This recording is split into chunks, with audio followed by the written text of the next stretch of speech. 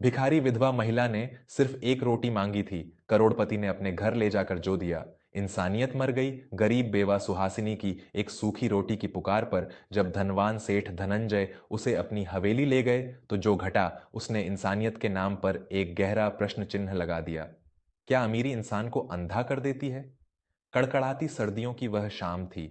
दिल्ली के एक पॉश इलाके में जहां बड़ी बड़ी कोठियां आसमान चूम रही थीं, वहीं एक कोने में फटे पुराने चीथड़ों में लिपटी एक वृद्ध महिला ठिठुर रही थी। उसका नाम सुहासिनी था।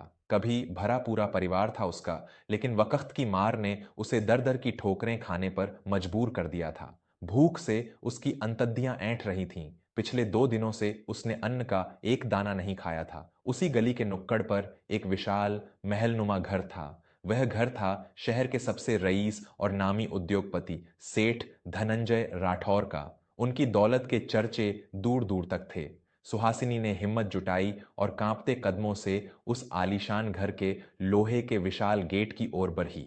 उसने गेट को धीरे से खटखटाया। कुछ देर बाद एक कड़क मिजाज का गार्ड बाहर आया और चिल्लाया, क्या है बुढ़िया, यहां क्यों खड़ी है? जा यहां से, साहब का घर है ये। सुहासिनी ने हाथ जोड़ते हुए कांपती आवाज में कहा, बेटा, 2 दिन से कुछ नहीं खाया है, बस एक सूखी रोटी दे दो, भगवान तुम्हारा भला करेगा। गार्ड उसे धक्के मारने ही वाला था कि तभी पीछे से एक भारी आवाज आई, रुको, क्या बात है रामदीन? गार्ड ने पलटकर देखा तो सामने स्वयं सेठ धनंजय राठौर खड़े थे। महंगे सूट में सजे धनंजय के चेहरे पर एक अजीब सी गंभीरता थी। गार्ड ने झुककर कहा, साहब, ये कोई भिखारिन है, रोटी मांग रही है, मैं अभी इसे भगाता हूं। धनंजय ने अपना हाथ उठाया और गार्ड को रोकते हुए सुहासिनी को गौर से देखा।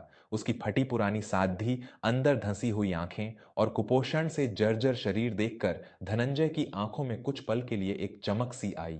उन्होंने सुहासिनी से कहा, माई, बाहर ठंड में क्यों खड्डी हो, अंदर आओ, एक सूखी रोटी से क्या होगा, मैं तुम्हें भरपेट भोजन कराऊंगा।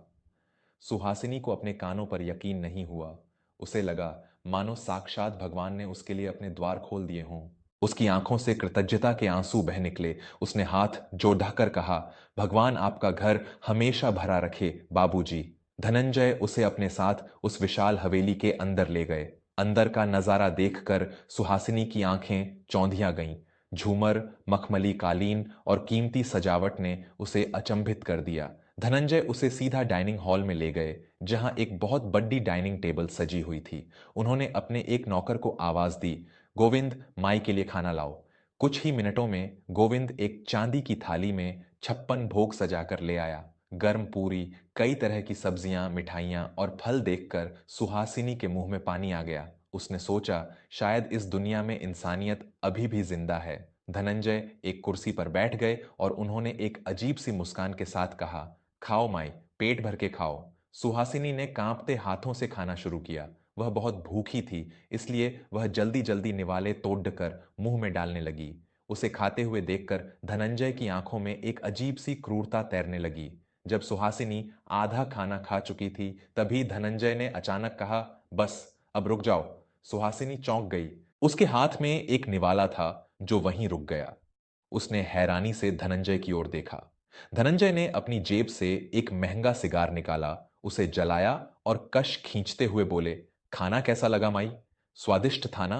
सुहासिनी ने डरते हुए हां में सिर हिलाया। धनंजय अचानक जोर जोर से हंसने लगे। उनकी हंसी में एक शैतानी गूंज थी।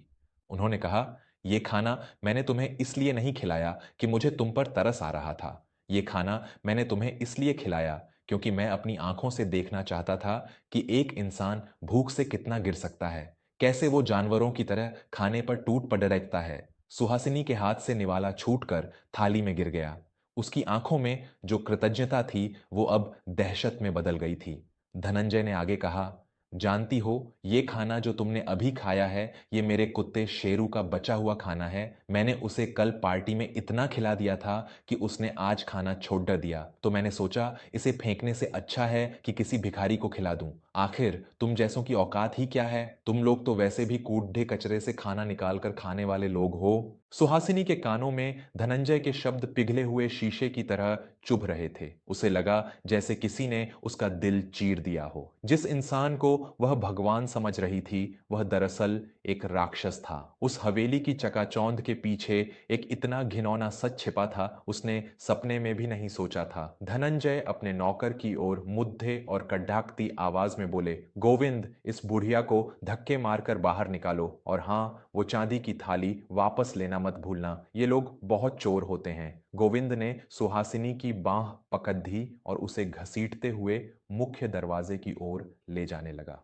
सुहासिनी ने कोई विरोध नहीं किया। वह पूरी तरह से टूट चुकी थी, उसके शरीर में जैसे जान ही नहीं बची थी। उसे बाहर धकेलकर गेट जोर से बंद कर दिया गया। वह रात के अंधेरे और जमा देने वाली ठंड में फिर से उसी सड्डे डेस्क पर आ गिरी। उसके पेट में जो खाना गया था वह अब जहर बन गया था। उसे उल्टियां होने लगीं। वह अपनी आत्मा को कोस रही थी कि उसने उस हैवान के घर का पानी भी क्यों पिया। उस रात सुहासिनी को समझ में आ गया कि अमीरी इंसान को अंधा ही नहीं बल्कि अमानवीय भी बना देती है। दौलत के नशे में चूर उस क्रुद्ध पति के लिए गरीब की भूख सिर्फ एक तमाशा थी। सुहासिनी वहां से उठकर धीरे धीरे चलने लगी। वह नहीं जानती थी कि वह कहाँ जा रही है, लेकिन वह उस मनहूस जगह से कोसों दूर जाना चाहती थी। कुछ दिन बीत गए। सुहासिनी की उस रात की घटना ने उसे अंदर तक तोड़ दिया था। वह अब किसी पर भरोसा नहीं कर सकती थी। वह भीख मांगने से भी डरने लगी थी। उसे लगने लगा था कि हर अमीर इंसान के चेहरे के पीछे एक भेदिया छिपा है। उधर सेठ धनंजय राठौर अपनी उसी आलीशान जिंदगी में मस्त थे।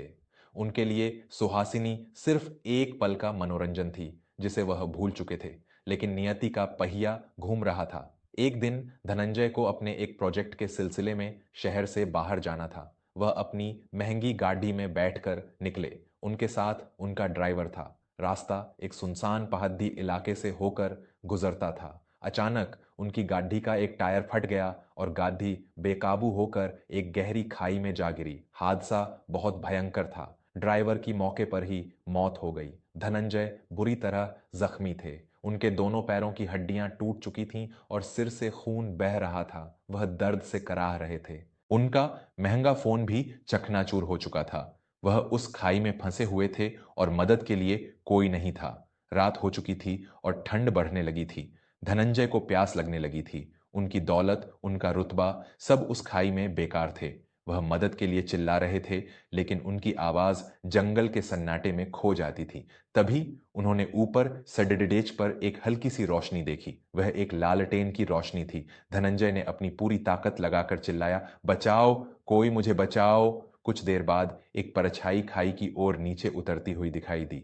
जब वह परछाई पास आई तो लालटेन की मध्यम रोशनी में धनंजय ने जो चेहरा देखा, वह उसे देखकर सन्न रह गए। वह और कोई नहीं बल्कि वही सुहासिनी थी जिसे उन्होंने कुत्ते का बचा हुआ खाना खिलाकर धक्के मारकर बाहर निकाला था। सुहासिनी पास के ही एक गांव में एक छोटी सी झोपड़ी में रहती थी और जंगल से लकड़ियां बीनकर अपना गुजारा करती थी। आज वह लकड़ियां बीनते हुए देर से लौट रही थीं जब उसने धनंजय की गाड़ी को गिरते हुए देखा और फिर उसकी आवाज सुनी। धनंजय सुहासिनी को देखकर कांपने लगे। उन्हें लगा कि सुहासिनी उनसे बदला लेगी। उन्होंने लड्ड खद्दाती आवाज में कहा, मुझे मुझे बचा लो। मैं तुम्हें बहुत पैसे दूंगा, जो मांगोगी वो दूंगा। सुहासिनी ने धनंजय को गौर से देखा। उसकी आंखों में कोई नफरत या बदले की भावना नहीं थी। उसने अपनी साधी के पल्लू से धनंजय के सिर का खून पोंछा और एक छोटी सी बोतल से उसे पानी पिलाया।